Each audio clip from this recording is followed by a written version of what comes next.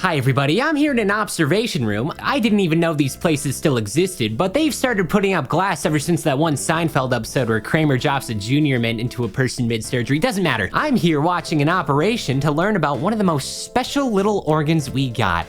This one. This is a brain. That's you. That's what you look like. To have a brain is to have a biological storage system that generates electricity and functions as our natural databanks until we die of old age or get caught in a wind turbine accident or something. Our brains function as the controllers of our flesh bags in a Megazord type of situation. It's like Neon Genesis, where our brains and body are one, except they say explicitly in Evangeliton that's how it works. It's not complicated, it makes sense. So when I watch Inside Out, when I'm visiting my second cousins and this is on as background noise, I develop a query or two. I mean, the most obvious one, what came first, the chicken or the egg? Did our emotions recreate a perfect recreation of what actually happens in our mind, or did Pixar produce this franchise only for the general public to assume our thought process similar to something like these films? Did we reform our brains, ironically the hearts of our existences, to match the modern interpretations of civilization, or was it already like that? Is Amy Poehler really in my brain, or is that what the government wants me to think? Or am I even thinking that? My thoughts have already been influenced by the thing about thoughts and brain power. Let's talk about how Inside Out perceives the mind. This is Riley, and Riley's the self-insert character that has much of her own things going on,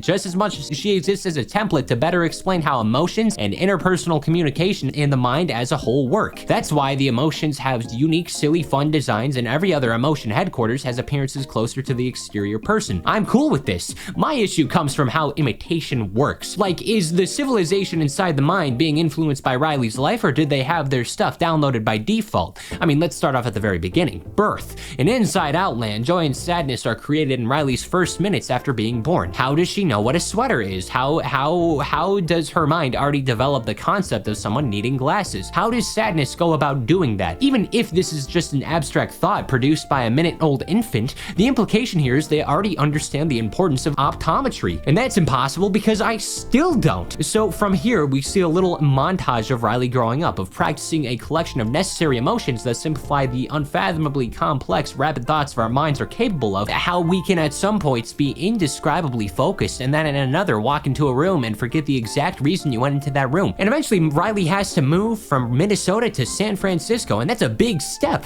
That's almost a full life reset, so like the anguish of a child makes sense. In a silly brain adventure, the movie's able to come up with ways to express complications that could come from an exhausting change in your life. And we as an audience get a chance to see like a whole bunch of headquarters and a bunch of different people's lives. This is another thing I'm cool with, like Riley being a fairly basic template and all. It makes sense for her emotions not to have a gimmick. It feels weirdly cultish having all your emotion critters looking identical to one another. But don't worry about that. It was done specifically for the benefits of telling a story, and I will allow this. This connects with the Paul Ekman discrete emotion theory, the idea that several specific core emotions connect with all people and cultures, that we rely on a few pillars of emotions that can connect onto the more niche things like being miffed or discontent. Those don't need characters because they're specified versions of the ones we already have that are shown feelings. What I don't like is the mind workers, those little jelly bean critters doing construction and the general work of the mind continuing in a frequent motion. My problem comes just from the fact that you're humanizing a mind, that you're making a society all in this single person, because then you're implying that all of this is going on and this is dumb. You can trust me because I'm on the internet and I make online videos for a living, so my opinion is more correct. You know what happens in Inside Out, alright? It's like, oh wow, Joy learns how vital sadness can be. We start learning some of the extra portions of the mind, like where dreams come from, remember this one. And in the end, Riley's saved from doing some really stupid kid stuff last minute because sadness teaches the importance of sadness, how it is inevitable. Just like death and that occasional sharp pain I keep getting in my chest, but I can't be seen in public going to a doctor's office, plus it saves money. It's what the wolf within wants. It's necessary to my personal lore. I hold mixed feelings regarding the existence of Dream Productions. This is where the cracks begin to form with the Disney Plus show taking place after the first movie and before the second one. It follows Dream Productions, and as much as I want to nitpick this is all significantly more thought out than anything in Cars beyond the first movie. First off, mind workers, those are neurons. Neurons are the most basic units of the nervous system. Mind workers make the mind work. They are neurons. In fact, most of the living organisms in the brains of this universe are things the brain naturally produces. It's just like the miracle of our planet having the perfect conditions for life. The Inside Out brains are able to meet the exact expectations to produce cells, hormones, and all this stuff that allows for functionality in the little world where they have little critters being characterized to jumpy, happy, dancy little objects show good-looking freaks. There's a sleep-inducing dog. Its name is Mel, short for melatonin. I like that. That's cute. These things know they exist to help a larger being function in a land full of billions and billions of creatures like Riley. It speaks volumes that none of the creatures are nihilistic in the world. Like, imagine being nihilistic when you can live, laugh, love. But true personal happiness does not validate an unhealthy work environment. In this case, Dream Productions is fairly similar to a typical live TV production. In this show, we see that Dreams consist of about half a dozen directors, each with their own teams, each trying to create dreams that turn into memories. That shit's hard to do. And then they have to do this daily and with whatever memories come into their previous days, which again, like on a time constraint, on a live show, that's a lot of things to micromanage daily, all for this thing. Growing up, I had a reoccurring nightmare that Scrat from Ice Age was real and lived in my house and would chase me around the house to scream at me. Like, whichever mind worker director came up with that, like, props to them. They made my mental equivalent of Friday the 13th. But a few nights ago, I had a dream that one of my pals and I discovered the world's biggest gas station, and I know my mind worker people are pissed that one became a memory. It's wildly inconsistent what dreams we remember. Anyway, as you can tell, I sat alone a lot during lunch in elementary school. Not the point. This is Paula Paula, that one. That's her last name. She's a renowned dream director who's been making dreams her entire life. Has a decent collection of happy memories created, has to move on to the next step though. Can't keep making the same thing forever.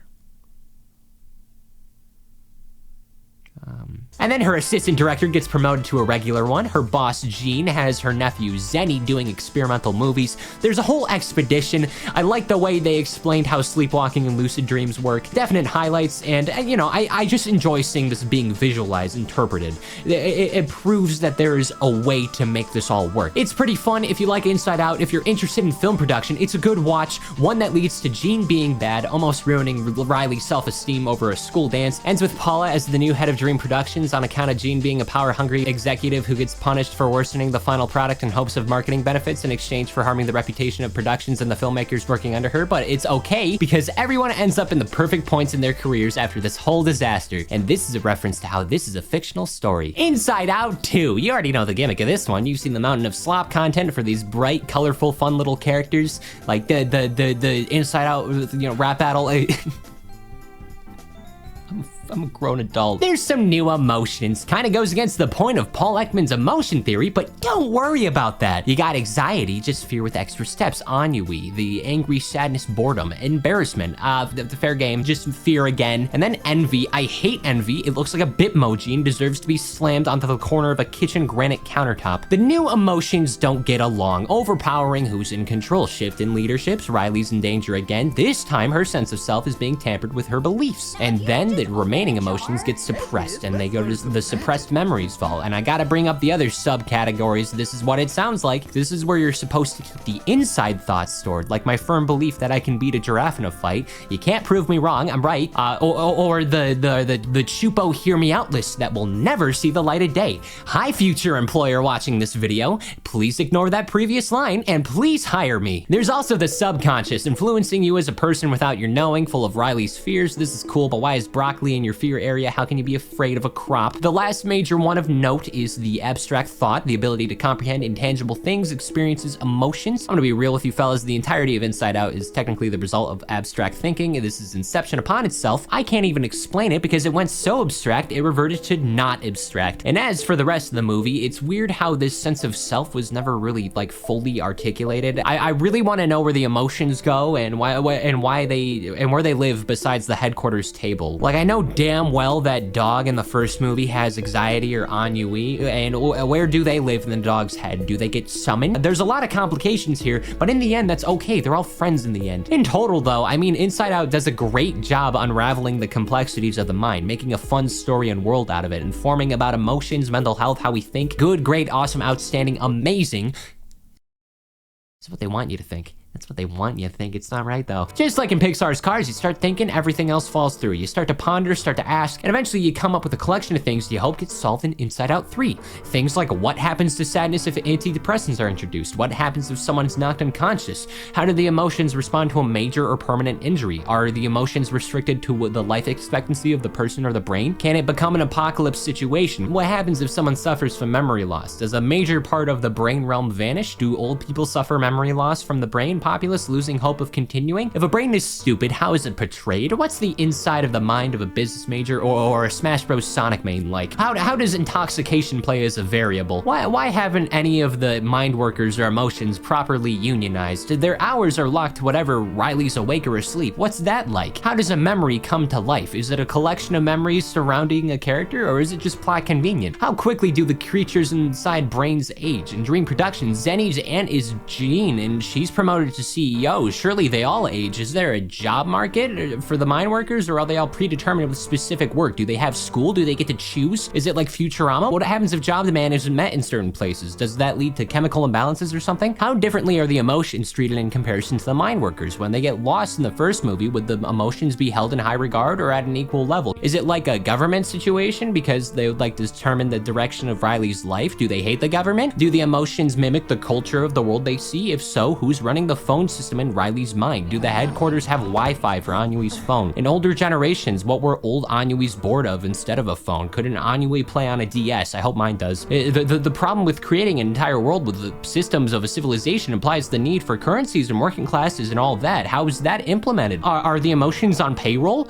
What would they be spending their money on? Do the emotions take breaks at all? Where would they vacation at? Can they vacation? I feel like that's necessary. If you have to have payment, you need to have like an entire industry created to fun in silly times. If I bit off my hand right now, which emotion would be responsible for that? Do they have a button for that? What is the command that allows me to bite off my hand? Can any mind creatures get sick? What happens if any form of brain disease appears? Do all organs have respective organ creatures, or is it the mind only? I want to know how close this is to like Osmosis Jones. To what extent are the emotions controlling Riley? Is it a full operation or just nudges in direction? How does Riley's dad pull off that mustache so good? And should I attempt growing one like this? It looks great. Do people think that dad is hot? I couldn't tell you. In the first movie, why didn't Joy just put the core memories in that one tube that sends memories to headquarters? When Icarus fell, when Icarus reached too close to the sun, when he fell to his demise and recognized the falling had only meant he had soared, were Joy and Fear continuing to operate their functions despite the last assurance of the person approaching an assured fate? Do emotions continue to the last moment, or do they give up? If a person is born colorblind, is the mind also colorblind? Or is it identical but only the headquarters screen is impacted? If a person is comatose, how does Dream Productions work around that? Do they have overtime? Do they have extra staff? Do they up it? At the end of the first movie, a dog and cat are shown having emotions. How far do the emotions go then? Do bacteria have emotion creatures? Do individual cells have them? If the feelings have feelings, then wouldn't they have people in their heads when the feelings have feelings? And if so, when those ones have feelings? Is it an abstract thought? Is it like an abstraction realm at that point? Is it like the abstraction levels? Did we just multiply infinite life by infinite life? I don't know, and I'm scared.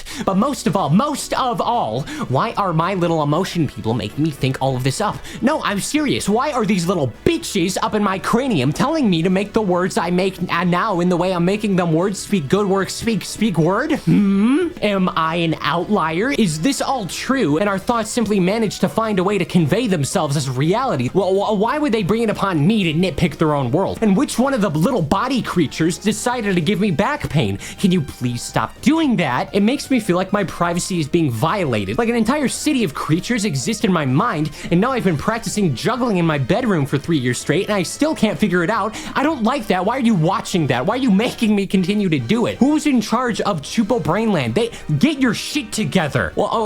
Because why did you prioritize Sonic the Hedgehog trivia over calculus formulas when you knew I had an exam coming up? Why did you do that? I don't need to know about Sonic's old girlfriend. I needed to know what derivatives were. Am I fighting with myself or an organization or a society? Can I blame myself for my personal flaws or the brain cartoons living in my head? Am I truly me, or am I simply the result of a larger team coming together? Are any of us true? Are any of us real? Is any of this possible? I'm not mad because this makes logical sense or not. I'm mad because there's a world of little people living in my head and they're screwing with me. Inside Out makes no sense to me, or does it make sense, or is it a cover-up of myself? What am I? What even is a brain? I can't take this anymore. The operation's finally starting. I'm gonna see what brain surgery is like, and I promise you, oh my god, I promise you, when they get inside that brain, there's gonna be like a bunch of little houses and buildings and shit, and let me take a look at